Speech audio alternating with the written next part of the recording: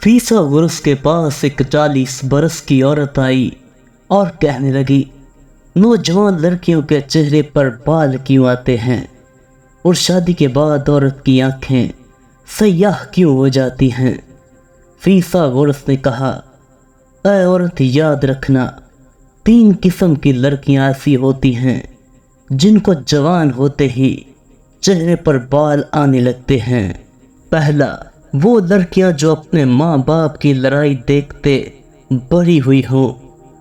दूसरा, वो लड़कियां जो ज़्यादा खाने की आदी हों।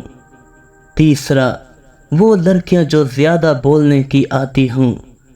और शादी के बाद औरतों की आंखें काली इसलिए होती हैं क्योंकि शादी के बाद औरतें ज़्यादा सोचने की आदी बन जाती हैं और रात देर तक जागती रहती हैं।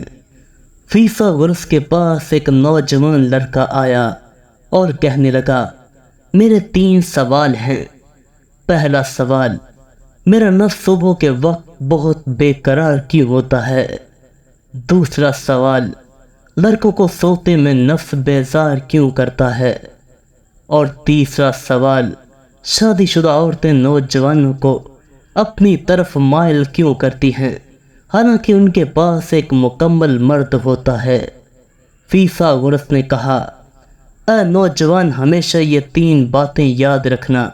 पहली बात ये कि जब भी तुम्हारा नफ्स सुबह के वक्त बेकरार होने लगे तो कभी भी तन्हाई में मत जाना, बल्कि अपने ख़ानदान के पास जाकर बैठ जाना, वरना तुम्हारा नफ्स हमेशा के लिए एक आदत में मुब्तला हो जाएगा।